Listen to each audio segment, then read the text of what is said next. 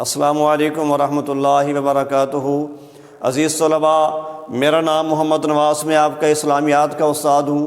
بیٹے، آج کا ہمارا لیکچر سورۃ الانفال رکوع نمبر 5 کی آخری دو آیات 43 اور 44 کا مطالعہ ہم نے کرنا ہے۔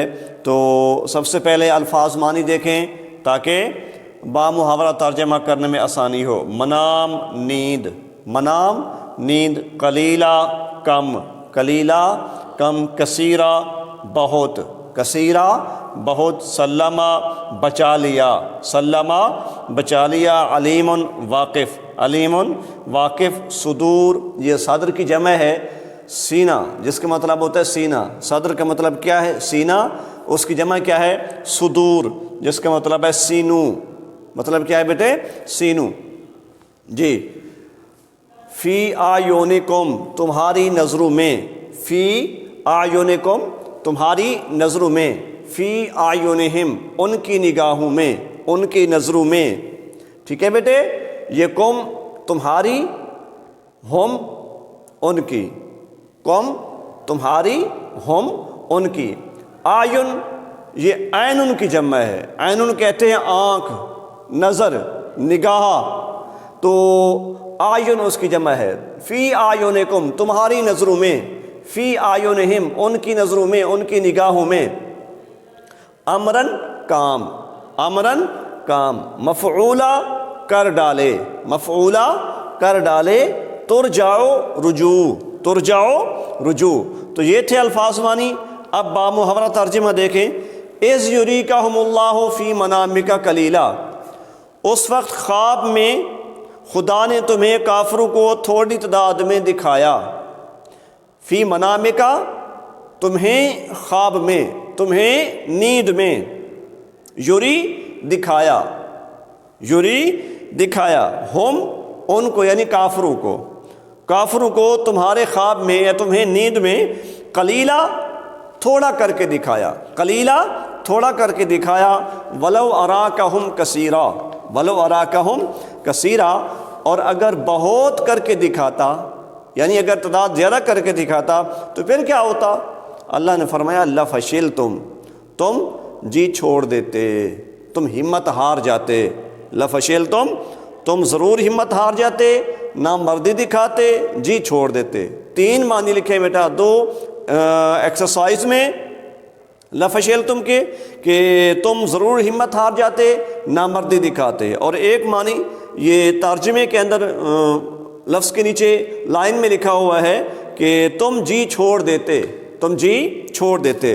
وَلَا تَنَازَعْتُمْ، وَلَا تَنَازَعْتُمْ اور درپیش معاملے میں جھگڑنے لگتے، اور جو کام درپیش تھا، درپیش معاملے میں یہ جو کام درپیش تھا اس میں جھگڑنے لگتے۔ وَلَٰكِنَّ اللَّهَ لیکن اللہ، لیکن اللہ، سلمہ اس نے بچا لیا، اس نے بچا لیا، تو اس پورے کا معنی ہوگا وَلَٰكِنَّ اللَّهَ سلمہ، تو خدا نے تمہیں اس سے بچا لیا، خدا نے تمہیں بچا لیا، یعنی اس لڑائی سے، اس جھگڑے سے، بزدل ہونے سے تمہیں بچا لیا۔ کیوں بچایا؟ کہ کافروں کی تعداد تھوڑی کر کے دکھائی۔ جب مسلمان رات کو سوئے، یعنی 17 رمضان 2 ہجری کو جو واقعہ پیش آیا جمعے کے دن، تو جمعہ کی رات کو جب مسلمان سوئے تو اللہ نے ان پر، آپ نے پہلے دوسرے رکوع میں پڑھا تھا بیٹے کہ آسمان سے بارش برسائی، ان پر نیند طاری کر دی، تو وہ جو نیند طاری کی تھی اس میں مسلمانوں نے خواب دیکھا۔ کیا خواب دیکھا؟ کہ کافر بالکل تھوڑے سے ہیں، مٹھی بھر ہیں، کوئی مسئلہ نہیں ہے، کوئی مشکل نہیں ہے، ہم بہت جلد ان پر کامیابی حاصل کر لیں گے۔ اللہ نے اس کو خصوصی انعام کے طور پہ ذکر فرمایا کہ اللہ نے تمہیں اس سے بچا لیا کہ تم اگر دیکھ لیتے کہ وہ 1000 ہیں، ہم سے 2 ہی سے زیادہ ہیں، ہم ان کی تہائی ہیں، تو یقیناً تمہارے دل میں خیال آتا کہ ہم کیسے مقابلہ کریں گے، کیسے لڑیں گے، یہ کیسے سب کچھ ہوگا۔ تو اللہ نے تمہیں اس سے بچا لیا اور کافروں کو تمہیں خواب میں تھوڑی تعداد میں دکھایا۔ انہ علیم بذات الصدور، بے شک وہ سینوں کی باتوں تک سے واقف ہے۔ آیت نمبر 43 مکمل۔ اب آیت نمبر 44 دیکھیں۔ وَإِذْ يُرِيكُمُوهُمْ، اور اس وقت جب تم ایک دوسرے کے مد مقابل ہوئے، اِذِ الْتَقَيْتُمْ، ٹھیک ہے بیٹا، اذ التقیتم کا معنی ہے اس وقت جب تم ایک دوسرے کے مد مقابل ہوئے۔ لقا یلقی کا مطلب ہوتا ہے ملاقات کرنا، لیکن جنگ میں جو ملاقات ہوتی ہے وہ مد مقابل کے معنی میں ہوتی ہے، اور اس کو لڑائی کے معنی میں لیا جاتا ہے، نہ کہ ملاقات کے معنی میں۔ تو یہاں اذ التقیتم اسی معنی میں ہے کہ تم لڑائی کے لیے ایک دوسرے کے آمنے سامنے ہوئے۔ اذ التقیتم جب تم ایک دوسرے کے مد مقابل ہوئے۔ پھر وَإِذْ يُرِيكُمُوهُمْ، یہ جو پہلے لکھا ہوا نا اِذْ يُرِيكُمُوهُمْ، اس کا ترجمہ کتاب میں بعد میں لکھا ہوا ہے، لفظ پہلے ہے ترجمہ بعد میں ہے۔ تو اِذِ الْتَقَيْتُمْ فِي أَعْيُنِكُمْ قَلِيلًا، جب تم ایک دوسرے کے مد مقابل ہوئے تو کافروں کو تمہاری نظروں میں تھوڑا کر کے دکھاتا تھا۔ یُرِيكُمُوهُمْ دکھاتا تھا، یُرِيكُمُوهُمْ دکھاتا تھا تمہاری نظروں میں کافروں کو، تمہاری نظروں میں کافروں کو۔ وَإِذْ يُرِيكُمُوهُمْ، تم کو ان کی تعداد دکھاتا تھا۔ اِذْ يُرِيكُمُوهُمْ کا معنی کیا ہے بیٹے؟ تم کو ان کی تعداد دکھاتا تھا۔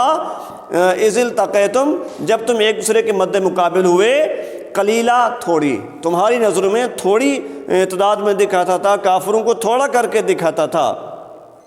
اور دوسرا احسان، یہ تو پہلے والی بات ہو گئی نا جو ہم نے آیت نمبر 43 میں پڑھی ہے کہ اللہ نے خواب میں کافروں کو تھوڑی تعداد میں دکھایا تھا۔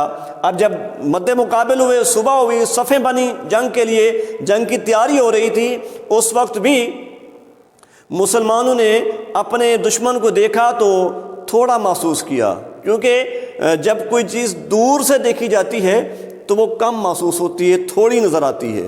تو مسلمان اور کافروں کے درمیان جو ہے فاصلہ تھا، فاصلے سے انہوں نے اپنے اپنے جو ہے وہ خیمے لگائے ہوئے تھے، اپنا اپنا ٹھہرنے کا مقام جو ہے وہ متعین کیا ہوا تھا، تو فاصلے کی وجہ سے کافر جو ہیں مسلمانوں کو تھوڑے نظر آ رہے تھے۔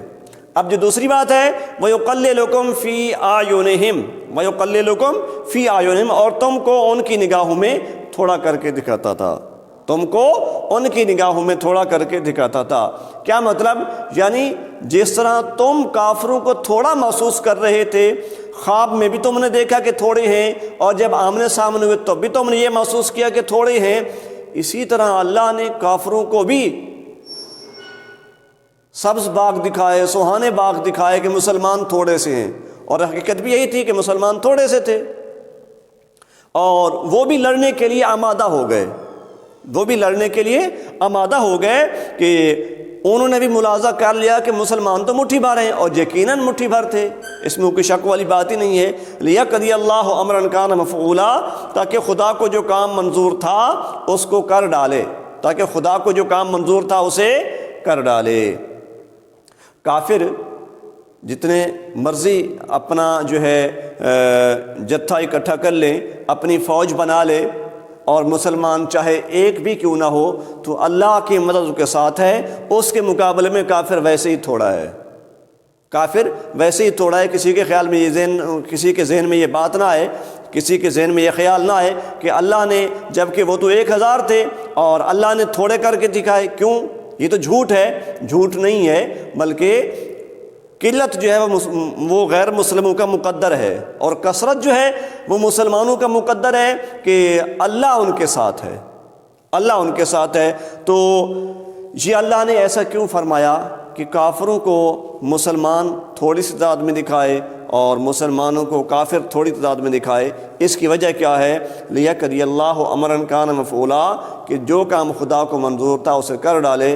کیا مطلب؟ وہ بڑے بڑے کافر، وہ ظالم جو نبی علیہ السلام پر باتیں کستے تھے، ظلم ڈھاتے تھے، آج وہ میدان میں آئے ہوئے ہیں، آج وہ بچ کے نہ جائیں، آج وہ بچ کے نہ جائیں، بلکہ اپنے انجام تک پہنچیں، اور اس کے بعد جو بچ جائیں وہ دیکھ لیں کہ حقیقت پہ کون ہے، سچا کون ہے، اللہ کی مدد کس کے ساتھ ہے۔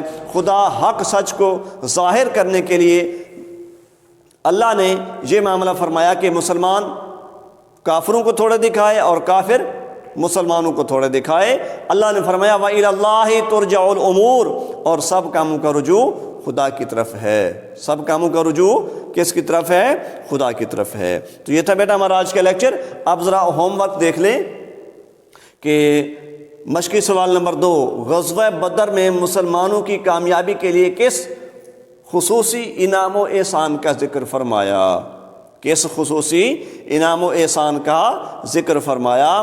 تو بیٹا یہ ان دونوں آیات کا ترجمہ ہے.